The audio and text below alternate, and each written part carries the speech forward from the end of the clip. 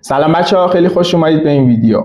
اومدیم با یه مصاحبه خیلی عالی و بی‌نظیر با خانم دکتر رضایی راجع به شرایط زندگی توی شهر غریب و حالا چالش‌هایی که این مسیر داشت. خانم دکتر، میشه خودت رو یه معرفی بکن، بریم ادامه سوالا رو بپرسیم و ببینیم چی میشه. اول از همه سلام به همه. من فردخت رضایی فرد هستم، دانشجوی پزشکی دانشگاه آزاد تهران و مشاور تحصیلی. خیلی خوشحالم که اینجام و امیدوارم یه گفتگوی عالی داشته باشیم عرفان جان. خیلی ممنونم. اولین سوال اینه که شما چی شد که اصلا تصمیم گرفتید برید یه شهر دیگه؟ به خاطر دانشگاه بود؟ به خاطر چی بود؟ ببین حقیقتا عرفان، من وقتی با بچه ها حرف میزنم خیلی ها این سوال تو رو دارن و فکر میکنم یکی از علتهاش این هستش که انتخاب دانشگاه آزاد به جای سراسری هنوز اونقدر توی به قول معروف خانواده ها و محیطی که ما داریم توش زندگی میکنیم جا نیفتاده. و از طرفی هم رتبه من یه جوری بودش که میتونستم خیلی از دانشگاه های سراسری رو برم و درس بخونم و خب دیگه اون هزینه و اینها رو هم ندم. رتبه من توی منطقه 2000 شده بودش و خیلی از دانشگاه های سراسری از تیپ 2 و 3 و اینا دیگه بگیر منو قبول میکردن و من میتونستم اونا رو انتخاب کنم. یکی از دلایلی که من این دانشگاه رو انتخاب کردم اول از همه علاقه شخصی خودم از بچگی به شهر تهران بود. یعنی من دفعه آخری که مسافرت اومده بودم تهران قبل از کنکور سال 11ام به خودم گفتم که من دیگه تهران نمیام تا موقعی که به عنوان دانشجو وارد تهران بشم. و ببین یه سری چیزا تو زندگی آدم به قول معروف رویای آدمه، یه چیزیه که میتونه آدم و رویایی هم هستش که میتونه آدم با کمترین هزینه به نسبت رویاهای دیگه که تو زندگیش داره اون رو داشته باشه. و من وقتی که این صحبت رو با خانواده داشتم و در نهایت از لحاظ مالی و اینها اونا گفتن اوکی و ساپورت میشه و اینها، در نهایت این تصمیم رو گرفتم. یک مورد دیگه هم که وجود داشتش رنک دانشگاه آزاد واحد علوم پزشکیش بود که از خیلی از دانشگاه‌های سراسری هنوزم که هنوزه بهتره تو رنک جهانی و اساتید خوبی داره. در نهایت اساتیدی که با دانشگاه ایران بهشتی اینا خیلی هاشون مشترک هستش و دانشگاه خوبی هستش. یعنی از این جهت هم من حالا یک سری فاکتورها رو در نظر گرفتم و بعد در نهایت این شهر رو انتخاب کردم. درسته. قبل اینکه بخوای بری و منتقل شی و داشتی تو این فکر بودی که آقا من برم یه شهر دیگه و اینا، بالاخره یه تصوری داشتی که آقا قراره چی بگذره، چه اتفاقی بیفته و با چی مواجه بشم. بعد اینکه وارد این مسیر شدی و الان این مدت گذشته، چقدر از اون تصورت با واقعیت مشابه بود؟ ببین عرفان، من از شهر رشت استان گیلان اومده بودم تهران، از یک شهری که شهر آزادیه، شهر بروزیه، اونقدر افکار خرافاتی و قدیمی و اینها توش وجود نداره و دلم میخواست وارد یک شهری بشم که من رو محدود نکنه و از لحاظ فرهنگی خیلی به شهر خودم نزدیک باشه. تو تهران به واسطه اینکه خب بزرگتره و هر کس سرش تو کار خودشه، این اتفاق برای من افتاد و اون تصوری که برم راحت زندگی کنم، اون آزادی هایی که تو رشت داشتم و اینجا هم داشته باشم حتی بیشتر، رو برای من در نهایت اون نیازها رو برطرف کرد. از این بابت من یه جوری بگم ممنونم از این تهران، چون در کنار اون همه آزادی هایی که من تو شهر خودم داشتم، تو خانواده و در کنار خانواده خودم داشتم، یک استقلال قشنگ به من داد و یه خونه به من داد. در نهایت اینجوری میتونم بهش نگاه بکنم که اون استقلاله رو برای من جالبتر و جذابتر کرد. درسته یک سری چالش ها هم همراه خودش داشت. به هر حال من دارم توی یک شهر بزرگی مثل تهران به قول معروف تنها زندگی میکنم و این چالش های خاص خودش رو داره قطعا، ولی میگم مزیت های خوبی داشت برای من از لحاظ روحی و از لحاظ قوی تر شدنم که من واقعا میگم میارزیدش که این کار رو انجام بدم. درسته. بعد یه سوال، این مدت هم اتاقی یا هم خونه‌ای داشتی و اگه داشتی و حالا جدا از این هم خونه‌ای بودنه، بزرگترین چالش‌هایی که این مدت باش درگیر بودی چیا بودن؟ حالا ممکنه بخشش هم خونه‌ای اگه داشتی باشه یا حالا هر چیز دیگه‌ای که به ذهنت میرسه. ببین عرفان، من همخونه ای نداشتم، از اول تنها زندگی کردم، تو خوابگاه هیچ وقت نبودم، خونه خودم رو داشتم. خونه من بسیار بسیار نزدیک به دانشگاه و از این جهت از لحاظ رفاهی و اینها خب خیلی مزیت‌های خوبی داشت برای من. چالش‌هایی که آدما با هم دارن و اینها رو چه تو خوابگاه چه تو مثلا یه خونه من نداشتم و از اول تنها زندگی میکردم. ولی همین یک مشکلی رو برای من اون اوایل به وجود آورده بود و اون همین تنها بودنه بود. درست بود دوستان می اومدن و میرفتن، خانواده می اومدن و میرفتن، ولی باور کن عرفان وقتی که اونها میرفتن و این در بسته میشد، من امکان نداشت گریه نکنم ناخودآگاه. با اینکه آدمی هستم که از لحاظ شخصیتی قوی به حساب میام، حالا تو دخترها یا هر چیز دیگری، ولی وقتی خودت میموندی و افکارت و خونه و کارا و اینا، یه فشار روانی زیادی و طبیعتا متحمل میشدی که به نظر من هر کسی از پس این فشار روانی بر نمیاد. ببین تو وقتی تنها داری زندگی میکنی و هیچ کسی نیستش، حتی ممکنه صدات هم تو خونه اکو بشه، یعنی تا این حد بهت بگم. و تو باید بلد باشی خودت رو تنهایی سرگرم کنی. چقدر میخوای بری بیرون، چقدر میخوای بری کافه بشینی. من نزدیک خونه هم یکی از شعبه های وی کافه هستش، حالا نمیدونم بدونی یا نه، ولی مثلا مثل حالا لمیز و اینا میرن میشنن کار میکنن و یه مثلا همچین فضایی داره. و من اون اوایل اصلا تو خونه نمیتونستم درس بخونم یا کار کنم، میرفتم میشستم داخل وی کافه که بتونم به قول معروف حداقل ترین برنامه‌های شاگردامو بنویسم یا اصلا یه مثلا جزوه‌مو بشینم بخونم. و همین تنها بودنه اتفاقا میگم یکی از بزرگترین چالش‌های من در ابتدا بود. کم کم واقعا بهتر شدم، یاد گرفتم چجوری در تنهایی خودم رو مشغول کنم و حالا یه کوچولو کار دانشجویی یا اینها هم که بعداً در موردش صحبت می‌کنیم قطعاً بهش اضافه من کردم و کارهای خونه یاد گرفتم که اصلا چه جوری کارهای خونه رو انجام بدم، با چه ترتیب و ریتمی، چون من همیشه از کار خونه متنفر بودم. ولی میگم به چشم یک کاری که میخواد مشغولت کنه، سرگرمت کنه و تو رو حتی تنهایی در بیاره بهش نگاه کردم و از همونجا روزهای قشنگتری رو من تو این خونه داشتم، اینجوری بهت بگم. درسته. به طور کلی ازش راضی بودی این اتفاقی که افتاد، این سختیایی که تحمل کردی؟ ببین من همیشه به بچه‌ها میگم، به بچه‌های خودم میگم، یعنی حتی به دوستامم میگم ببین تصمیمایی که برای زندگیت میگیری باید مختص تو باشه و برای تو خوب باشه. برای من فرداخت با توجه به روحیاتم و با توجه به چیزهایی که تو زندگی میخواستم که تیک بزنم و برم جلو، چه اون بحث کنکوره، چه الان دنیای بعد از کنکور به من کمک کرد، برای همین میگم بله ارزشش رو داشت، حتی اون سختی ها هم ارزشش رو داشت، به خاطر اینکه من خودم رو در آینده همیشه مستقل تر از آن چیزی که بودم میدیدم. خب اینجوری بهت بگم و طبیعتا این خونه به من اون استقلال رو داد، اینکه به هر حال ساعت و رفت آمدت دست خودته، اینکه میخوای کی نهار بخوری و کی بعدش کار کنی و کی بعدش درس بخونی، با چه ترتیب و سیستمی باشه، همه دست خودته و من این چیزهایی بودش که جزء هدف گذاری هام بود. پس طبیعتا میتونم بگم بله برای من فرداخت به درد خورد، کارآمد بود و من بهت میتونم بگم مثلا 90% از انتخابم راضیم. اون 10% هم چون خیلی آدم 0 و 100 نیستم نمیگم، وگرنه میتونستم بگم 100%. درست.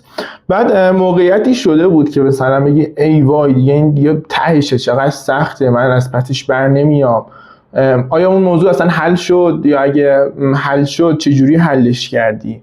اگه میتونی اصلا موقعیت رو مثالی داری به همون بگو. ببین من آدمی بودم که همیشه تو زندگیم خیلی در لحظه زندگی میکردم و اصلا بعد کنکور هم خیلی بیشتر این برای من به وجود اومد، یعنی به خاطر اینکه به واسطه کنکور یه مدت حالا 1 سال خورده اینا رو درگیر درس خوندن اون بودم، بعدش خیلی سعی کردم که به خودم علاقه‌هام، حالا روحیاتم، به طبیعت رفتن، ورزش و اینا خیلی بیشتر بپردازم.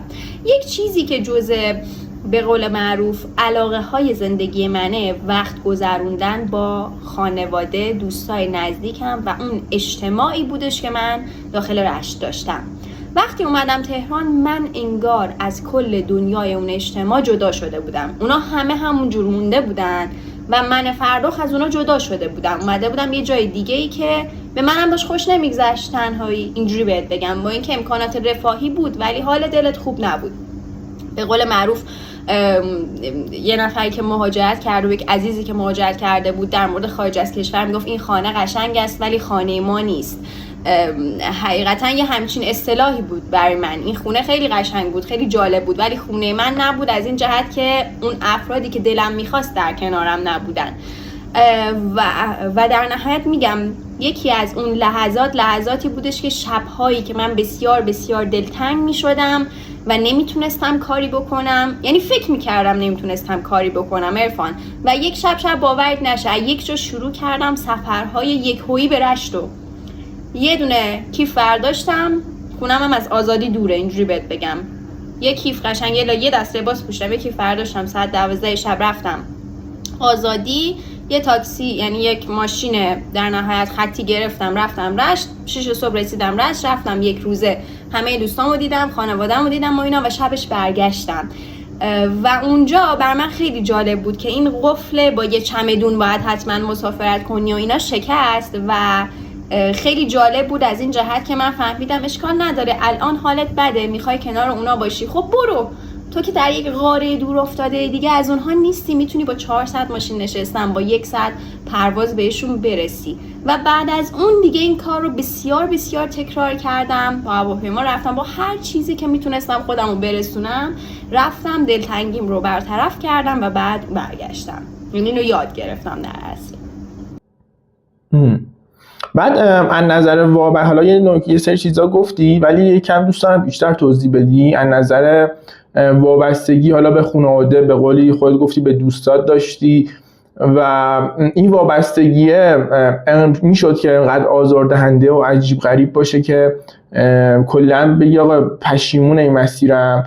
البته گفتی که پشیمون نیستی ولی اون لحظه اون تایم شده بود که بگی ای وای ببخشید چه غلطی کردم که این کارو کردم. ببین حقیقتا در لحظه آدما دیدی تصمیماشون عوض میشه، یعنی تو یک لحظه تو فکر میکنی چقدر کار خوبی کردی، تو یک لحظه هم میگی عجب، به قول تو عجب غلطی کردم. اینجوری بهت بگم برای منم بود قطعا لحظاتی که میگم همون لحظات دلتنگی میگفتم حالا دانشگاه گیلان چی بود، مثلا دانشگاه گیلان آدم میرفت میخون چی میشد، مثلا پردیس انزلی با فاصله نیم ساعت مثلا تو برسی به خانوادت و اینا. قطعا اون لحظات اینجوری بود ولی میگم بعد از اون رفع دلتنگیه دیگه اوکی میشد. یعنی من همین الانم که دیروز رسیدم تهران، دیشب در عصر رسیدم تهران، در خونه رو که وا کردم گفتم آخیش خونه، یعنی دیگه من اینجا رو خونه میدونم و دیگه اینجا اون جایی هستش که انگار من بهش تعلق دارم، ولی شهری که بهش تعلق دارم قطعا رشته. من صرفا دارم خونه رو در نظر میگیرم و ببین من حقیقتا اون دل بستگی و وابستگی رو داشتم ولی من آدمی هستم که عرفان کلا از لحاظ روحیاتی خیلی به قول من با برنامه ریزی پیش میرم. یعنی دوست دارم کارهام، علایقم، همه چیم با حتی تفریحم با برنامه ریزی پیش بره و من همیشه آدمی بودم که از زمان کنکور همین رو به ارث دارم، با دیسیپلین برخورد میکردم با خودم. یعنی فرخ الان وقت کاره، فرخ الان وقت این مصاحبه است، فرخ الان وقت تفریحه. یعنی به هر چیزی، به هر کاری یه تایمی میدادم و خارج از اون تایم برای خودم تعریف میکردم که الان نباید اون کار رو انجام بدی. طبیعتا وقتی وسط هفته من دلم تنگ میشد به خودم میگفتم با وایسی تا آخر هفته اگر تونستیم میریم در نهایت رشت. یعنی مثل یه کودکی که انگار والدش داره تربیتش میکنه، من همیشه خودم هم با خودم همینجوری برخورد میکنم. یعنی اینجوری نیستش که الان جلسه دارم مثلا با شاگردم دلم برای رشت تنگ شده جلسه رو کنسل کنم خب پاشیم بریم رشت. نه، قطعا هر چیزی رو به یک زمانی توی اون برنامه‌ریزی ذهنی اختصاص میدادم، هر کاریو و تو زمان خودش سعی می‌کردم انجام بدم. حالا قطعا یک سری استثناءهایی در این دنیا وجود داره ولی میتونم بهت بگم واقعا توی این 2 سالی که من اومدم تهران انگشت شمار بوده اون دفعات استثناء و اینها که یهو برم یا هر چیز دیگری. و این نکته دیگه هم بهت بگم از لحاظ وابستگی و اینها علاقه‌مند هستم به خانواده و دوستان ولی وابسته نیستم و بودن در کنارشون رو به نبودن و تنهایی ترجیح میدم قطعا. ولی به هر حال ما یک سری اهداف انفرادی هم در این دنیا داریم که باید دنبالش رو بگیریم، پیش رو بگیریم و تهران برای من میتونم بگم که از لحاظ حالا کار و ارتباطات و اینها بسیار بسیار بهتر بودش. درسته. پس به طور کلی اگه همچین شخصیتی نداشتی که بتونی یه مقدار خودتو کنترل کنی، ممکن بود خیلی آزاردهنده شه. چون اینو برای این میپرسم که بالاخره سری دختر خانوما هستن که میخوان برن شهر دیگه، وارد شهری بشن که از خانواده دورن، از دوستاشون دورن و هیچ دوستی، هیچ ارتباطی اونجا ندارن، قراره توی خونه تک و تنها زندگی بکنن و هیچ عملا تو خودت بهترین حالت که تو بتونی اوکی باشه شرایطت اینه که آقا من تصمیم بگیرم، به قول تو که گفتی این کار میکردم 4-5 ساعت دیگه تازه میتونم برسم به اونجا، ولی یه وقتا شرایط اجازه نمیده. الان یه دختر خانم بخواد این شرایطو داشته باشه و این خود کنترلی رو خیلی نداشته باشه، چون حالا اکثر بچه‌ها ممکنه 18-19 ساله باشن، 20 ساله باشن و اول مسیرشون باشه، این موضوع به نظرت انقدر میتونه اذیت و آزارشون بده که اصلا حاضرشن بی خیال رشته بشن، بزنن زیر همه چی؟ بیشتر میخوام به این برسم که اگه یه کسی که تو این بره گیر کرده میگه آقا من وابستگی شدید دارم، بپذیرم بیام شهر دیگه یا بیخیالش بشه، یا اصلا راهکارش به نظر واسه همچین فردی چیه؟ ببین من میگم هر فردی خودش رو بیشتر میشناسه نسبت به حتی تراپیستش، اینجوری بهت بگم.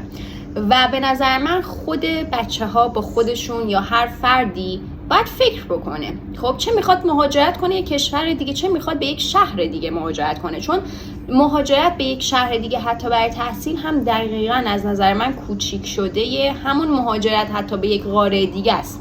خب حالا در ابعاد کوچیک‌تر، ولی تمام مثلا همون چالش هایی که در ابعاد بزرگ اون فرد داره رو این فردم داره تجربه میکنه. و من معتقدم ببین وقتی خودت رو میشناسی، میدونی تا سر کوچه میریم هم من دلم برای مامانم تنگ میشه، هم مامانم 6 بار به من زنگ میزنه، طبیعتاً انتخاب ها من باید مطابق همون سیستم زندگی خودم، شرایط و خانوادم باشه. خب یعنی اگر احساس میکنی که واقعاً بهت آسیب میزنه هرگز این کارو نکن. یعنی من بهتون بگم من همون به قول معروف یه کوچولو دلبستگی‌ام بعد از اینکه اومدم متوجه شدم. یعنی قبلش اینجوری نبودم وای برم دلم برای دوستم تنگ میشه، وای برم دلم برای مامانم تنگ میشه، بابام تنگ میشه. یعنی میخوام بگم که تو محیط قرار گرفتم تازه فهمیدم یه کوچولو اونم داره اذیتم میکنه. بر همین به بچه‌ها پیشنهاد میکنم که اگر به قول معروف خودتون رو میشناسید قطعاً از شهرهای نزدیک به قول معروف شروع کنید. میگم منم مثلا اگر که بحث تهران و اینا نبود قطعا از استان گیلان همینجور شروع میکردم تا دور میشدم. یعنی من حاضر نیستم مثلا به قول معروف 10 ساعت تو راه باشم تا به یک شهر حتی خوب برسم، برم شیراز حتی، اینجوری بهتون بگم. یعنی برای من صرفا دانشگاه و رشته خیلی مهم بود، براش حاضر شدم یه چند ساعتی و از خانواده و دوستام و اینا فاصله بگیرم و شهر مد نظرم تهران بود که لحاظ کاری و ارتباطات و اینا میتونست من رو جلو بندازه. اگر شما به قول من همیشه میگم عرفان ببین انتخابمون باید بیارزه. همیشه خودم یه کاغذ برمی داشتم مثل لیست خوبها و بدها توی بچگیمون، واقعا خوبها بدها می نوشتم. یعنی میگفتم آقا این انتخابی که من میخوام بکنم چه خوبیا چه مزایایی داره، چه معایب و حالا بدیهایی برای من داره، برای من داره، نه برای مامانم، نه برای خواهرم، نه برای دوستم، برای من داره.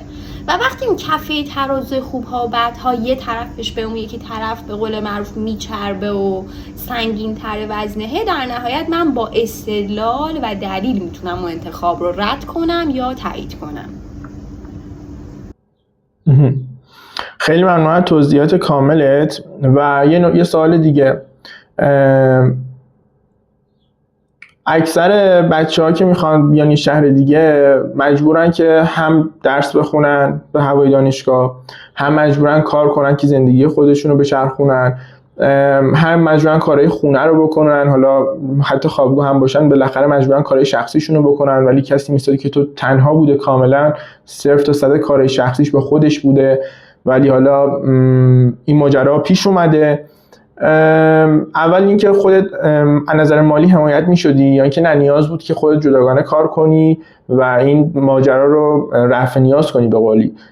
و اگه میشه راجع به یکم توضیح بده که میشه همه این کارها رو با هم هندل کرد و به اون نتیجه‌ای که آدم میخواد تو درس خوندنه، که آقا مثلا یکی میخواد خیلی خوب رشته پزشکیشو بخونه و به درسش لطمه‌ای نزنه، به نظرت همه اینا با هم هندل میشه؟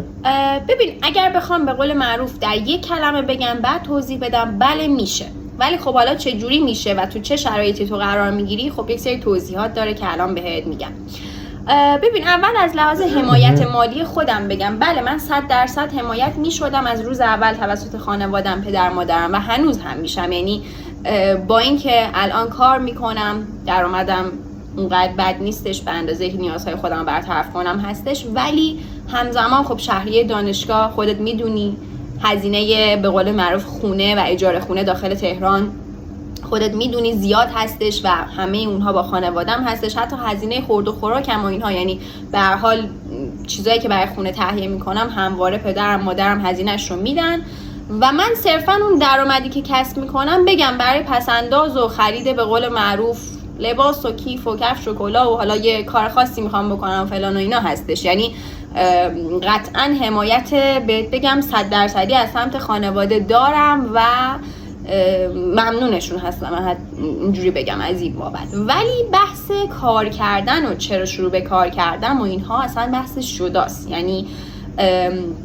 بحث استقلالی که میاره، بحث ارتباطاتی که تو شکل میدی و در نهایت به قول معروف حس خوب میگیری، 4 تا چیز جدید یاد میگیری، تو موقعیت‌های اجتماعی متفاوت که قرار میگیری. وقتی این پازلا رو میذارم کنار اون حس عجیب من از کودکی به کمک کردن به آدم‌ها، به خصوص تو حوزه به قول معروف درس دادن و اینها، مثل یه پازله که به هم میچسبه و بعد شکل نهاییش میشه فردخت و زندگی فردخت، اینجوری بهت بگم. و من قطعاً تونستم این به قول معروف هماهنگی کار و درس و زندگی و کارهای خونه و این ور اون ور رو فقط با برنامه ریزی به قول معروف برسونم. برنامه ریزی دقیقا مثل زمان کنکور عرفان، یعنی برای ساعت به ساعتم 8 تا 9 صبح جلسه دارم، 9:30 تا 10:30 مثلا صبحونه و کارهای خونه و ظرف، بعد در حین این که دارم ظرف میشورم پادکستم هم دارم گوش میدم به قول معروف، بعد 3 ساعت برم دانشگاه و بیام 2 ساعت مثلا درس دانشگاه رو بخونم، 2 ساعت کارهای بچه‌ها رو انجام بدم، شام باید درست کنم. یعنی میخوام بگم که من الان رو میزم جلوی من دفتر برنامه ریزیمه که بنویسم صبح پا میشم تا شب بعد چی کار کنم و بعد مثل زمان کنکور تیک بزنم. یعنی میگم اگر بچه‌ها میخوان چند تا کار رو با هم انجام بدن و به همشون برسن باید برنامه ریزی داشته باشن. و بهت بگم در این اینکه زیاد کار میکنم، شاید بگم 5-6 ساعت در روز من شایدم بیشتر درگیر کارها هستش و 2 ساعت هم درس میخونم، به کارهای خونه اونا هم تقریبا میرسم. حالا خیلی وقتا ظرفا جمع میشه، یه جا باید بشوریم، خونه رو به جای هر هفته 2 هفته یه بار جارو بکشیم. اینجور تفاوت ها وجود داره، ولی در نهایت اینکه بگم نمیرسم نه، در کنارش وقت برای تفریح و اینها هم میذارم. ولی میگم این با برنامه ریزی به دست میاد. مثلا من برای خودم گذاشتم جلساتم شنبه تا سه شنبه هستش، چهارشنبه پنجشنبه جمعه جلسه ندارم، پس طبیعتا درس بیشتری که میخونم آخر هفته هستش. میگم برنامه ریزی من معتقدم شلوغ ترین آدم ها و به قول من بیزی ترین آدم ها رو هم به هر حال یه کاری میکنه که برسن. و من مطمئنم که اون افرادی که به کارهای مختلف نمیرسن برنامه ریزی روی کاغذ ندارن، تو ذهنشون باید یه ساعت درس بخونن. کی درس بخونن معلوم نیست. اون یه درس باید بخونم، یه ظرفم باید بشورم، یه بیرونم باید برم، در نهایت اولویت بندی میشه تو اجرا بر اساس علاقم و اون 2 تا سخت تره در نهایت میره کنار. از صبح رفتم بیرون تا شب و هیچ کار دیگه ای نکردم و تمام. اوضاع درسی هم بگم حقیقتا با همین برنامه ریزی که میکنم برای خودم و اجرا میکنم اونقدر بد نیست. معدل متوسط رو به بالا تقریبا میتونم بگم دارم و دانشجوی حقیقتا تاپ به حساب نمیام، ولی دانشجوی بدی هم نیستم و متوسط. یعنی میگم همه چی رو دارم سعی میکنم به حد تعادل نگه دارم، چه درس، چه کار، چه حال کارهای خونه و حتی تفریح و اینها.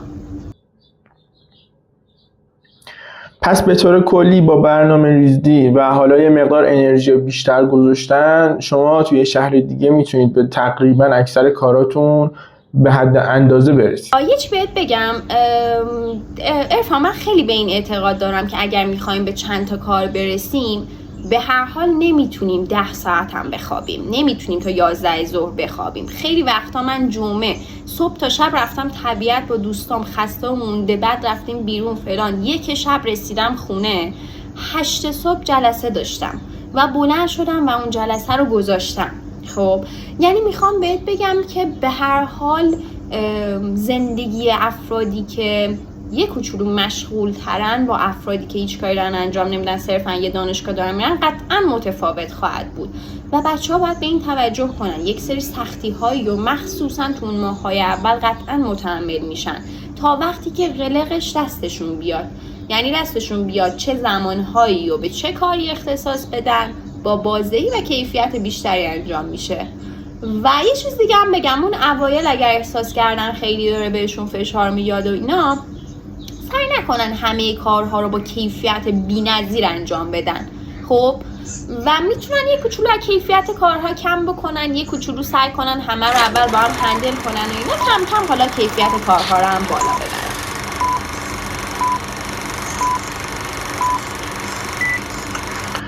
ببرن. خیلی هم عالی. یه سوالم به عنوان سوال آخر بپرسم که چه توصیه‌ای به بچه‌هایی که میخوان اتفاقی تو رقم زدی یا رقم بزنن داری و چه اشتباهایی رایجی رو خودت انجام دادی و میخوای بهشون بگی که انجام ندن؟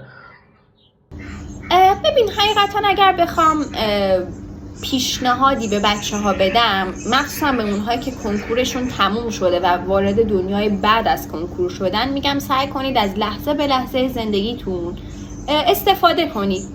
اینقدر گیر یه نمره بالاتر و یه نمره پایینتر و نمیدونم مثلا یه امتحان و این کارو کنم اون کارو کنم نشید. دنیای دانشگاه من معتقدم دنیاییه که در اصل اولین دنیاییه که ما رو وارد دنیای بزرگسالی کرده، اولین موقعیتیه که ما رو وارد دنیای بزرگسالی کرده و به واسطه همون جذابیت‌های جالب خودش رو داره. برید بیرون، بخندید، شاد باشید، دوستای جدید و ارتباطات جدید پیدا کنید. اگر بد بود میشه تجربه بد، بازم تجربه است. اگر خوب بود میشه تجربه خوب و براتون موندگار میشه. و نترسید از امتحان کردن به قول معروف یک کوچولو محتاط آمیز. من خودم اون یک کوچولو محتاط آمیز رو ندارم و حقیقتا یه جاهایی ممکنه آسیب بزنه، ولی معتقدم با اومدیم تو این دنیا که تجربه کنیم. تجربه کنید. پس یه سری چیزا، یه سری فاکتورهای تجربه کردنی واسه خودمونه، همیشه تو دلمون بوده. من میگم شاید کنکور اون نذاشت که اونجور که باید از اون سن استفاده کنیم. از سن 20 تا 30 سالگیه که بگم راحت تر میشه اجرا کرد، راحت تر اجرا کنیم. یه جمله دیگه هم، یه پیشنهاد دیگه هم به دخترها دارم.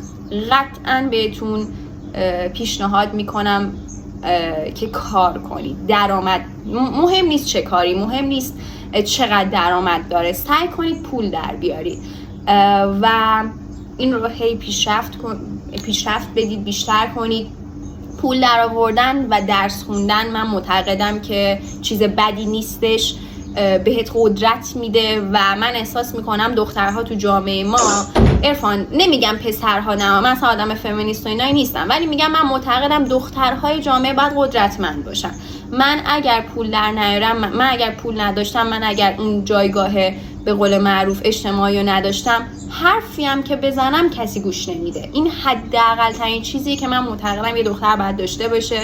پس پول در بیارید، اصلا نترسید از پول در آوردن، از اینکه چه کار انجام بدم، هر کاری بود انجام بدید و نترسید از اینکه خط قرمزها رو رد کنید. خط قرمز اینجا خط قرمزه، رشت خط قرمزه، میای تهران دیگه نیست، میری شیراز دیگه نیست، میری لرستان یه چیز دیگه خط قرمزه، میری آمریکا یه چیز دیگه خط قرمزه، حتی تو ایالت‌های آمریکا هم خط قرمزا با هم فرق میکنه. پس نترسید و برید جلو تو زندگی، قطعاً اتفاقات خوبی منتظرتونه.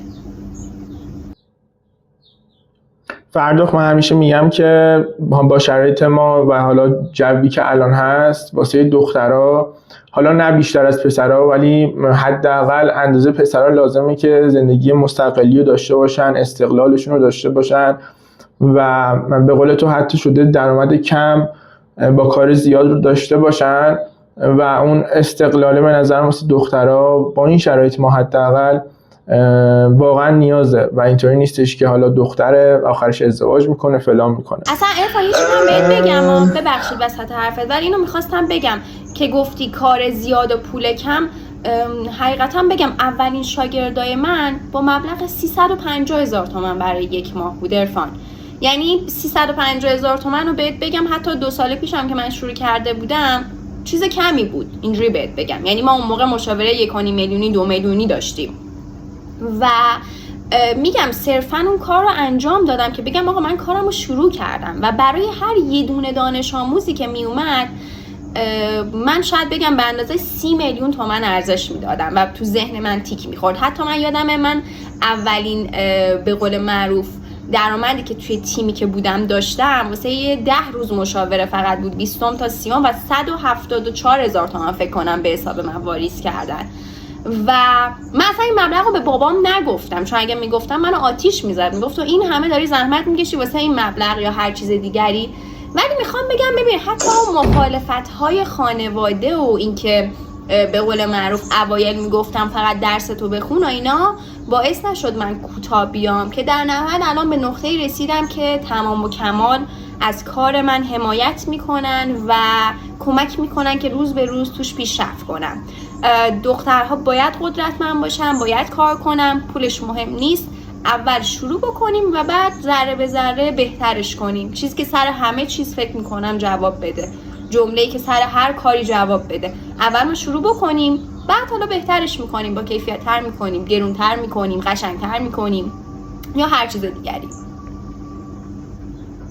خدمات بهتری ارائه میدیم. من با این جمله به شدت موافقم که شروع کنیم و کم کم بهترش کنیم. آره دقیقاً. اگه شروع نکنیم، ببین عرفان اگه شروع نکنیم هرگز حسرت چیزی رو نداریم که مثلا بد شد، وایزش شد یا هر چیزی، ولی همین که شروع نکردیم همیشه تای ذهنمون فکر میکنیم حالا شروع میکنیم چه اتفاقی میافتاد. خب مثل این مامان بزرگا هستن مثلا میشینن روایت میکنن واسه نوه‌شون بچه‌شون فلان و اینا که آره من مثلا جوان بودم میخواستم این کارو کنم اون کارو کنم. ببین اینجوری صحبت میکرده چون انجامش نداده و صرفا براش یه حسرت بزرگ همونجور گوشه ذهنش مونده تا وقتی که 80 سالش شده 90 سالش شده باز داره صحبت میکنه از 20 ساله. من مام بزرگ خودم از 20 سالگی میگفت که بابا بزرگ من نذاشته بود بره گواهینامه بگیره. باورت نمیشه، یعنی یک آدم 90 ساله میگفتش که رضایی مثلا بهش بیچاره به بیچاره حرفم میزد، میگفتش که این رضایی 20 ساله مثلا من 20 سالم بودش مثلا 50 60 سال پیش نذاشتش من برم تصدیقمو بگیرم. تازه گواهینامه میگم من نذاشتم من برم تصدیقمو بگیرم که میگفتش که مثلا تو بازار حرف در میارن میگن واسه حاجی رضایی زنش ماشین سوار میشه.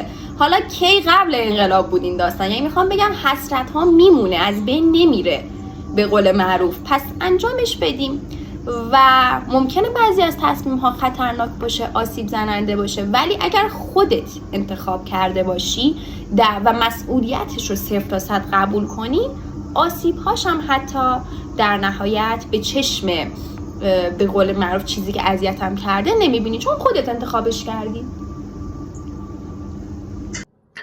دقیقا خیلی موافقم با حرفات و امیدوارم که گوش بدن. واقعا امیدوارم که بچه‌ها گوش بدن.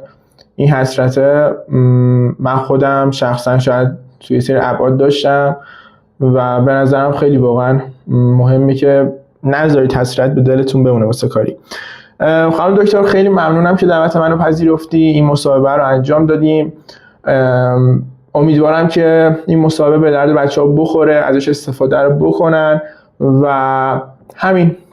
خیلی خوش اومدید به این ویدیو و خیلی ممنونم که تا آخر دیدید مصاحبه رو. مرسی، ممنونم از خودت که من رو دعوت کردی. برای همه آرزوی موفقیت و شادی و سلامتی میکنم. سلامت باشید. خیلی ممنونم. مخلصی. قربونت برم. خداحافظ.